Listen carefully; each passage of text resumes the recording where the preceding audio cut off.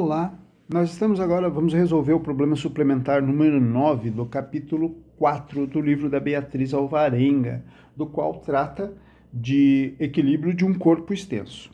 Diz lá o seguinte: o antebraço de uma pessoa pode ser considerado uma alavanca, tal que a força potente F seja proporcionada por uma contração muscular do bíceps, para equilibrar ou superar uma força resistente qualquer, como o peso P da figura desse problema. Então, a figura do problema é essa, onde eu tenho um braço, o meu antebraço, eu tenho o meu bíceps, onde eu aplico uma determinada força.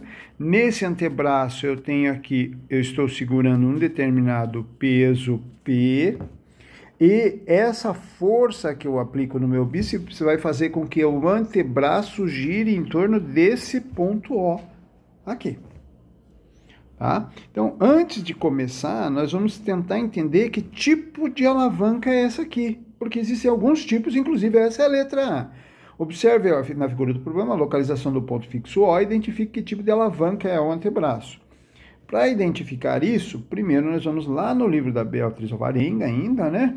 Lá no livro texto, na parte do texto, do enunciado do texto dela.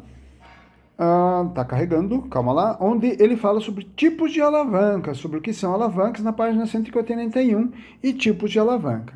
Os três tipos de alavanca que ele cita aqui são alavanca interfixa, alavanca interpotente e alavanca interresistente. A que se refere isso? Uma alavanca ela é composta basicamente de um ponto fixo, de um ponto onde você aplica a força que você chama de força potente e de um ponto onde você tem uma resistência, que é aquele objeto, aquele peso, aquela onde você quer levantar, que você quer exercer aquela sua força. Tá? Então, aqui eu tenho o ponto fixo, a força potente e aqui a força resistente. Ok? Esse tipo de alavanca, o ponto fixo, está situado entre os outros dois pontos. Então, ela é chamada de interfixa. Nesse outro aqui, o ponto que está entre os demais é o ponto... é a minha força potente. Então, essa alavanca é chamada de interpotente, porque ela a força potente está entre a força resistente e o ponto fixo. Essa última eu tenho, entre os demais, eu tenho a minha força resistente, entre os demais. Então, ela está entre a força potente e o ponto fixo. Tá? Então, essa aqui é a interresistente.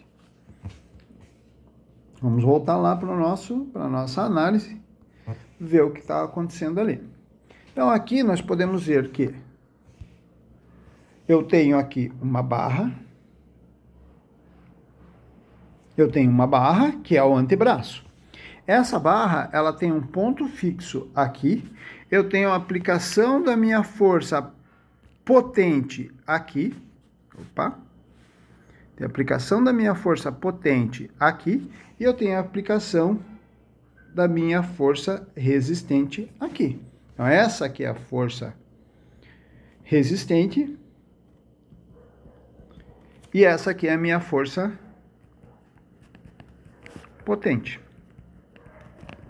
E esse aqui é o ponto fixo. Então, o que eu vejo é que a força potente está entre a força resistente e o ponto fixo. Então, esse aqui é uma alavanca do tipo interpotente. Então, na letra A, alavanca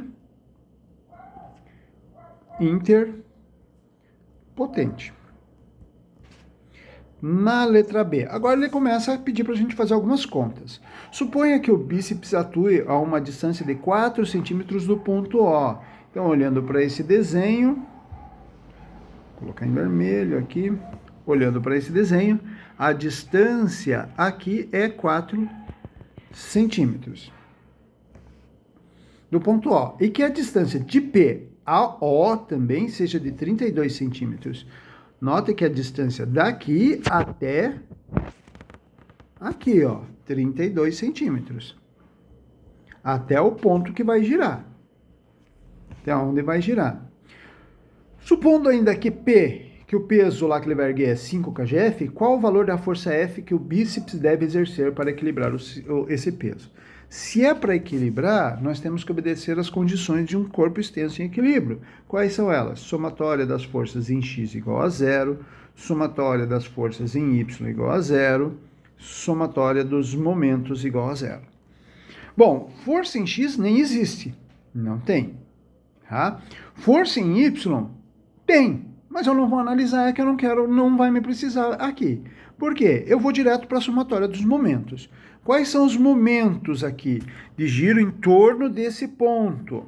Eu vou ter o momento da força resistente e o momento da força potente. Notem que eles fazem com que o sistema, tendem a fazer com que o sistema gire em sentidos opostos. O da força resistente está no sentido anti-horário, então aqui eu vou usar pelo nosso padrão como sinal positivo, e o da força potente está no sentido horário, então vai ser negativo. Então o que eu tenho aqui é que o momento da força potente, resistente, que é a do peso, menos o momento da força F. Isso vai ser igual a 0. Vamos aplicar. Momento da força potente é força vezes a distância. A força é o peso, 5 kgf, vezes a distância que ele está sendo aplicado, é 32 centímetros. Menos momento da força F lá, vai ser a força F, que eu não sei, vezes a distância que ela está sendo aplicada. É a distância do bíceps aqui, ó. Tá? Do músculo do bíceps, 4 centímetros.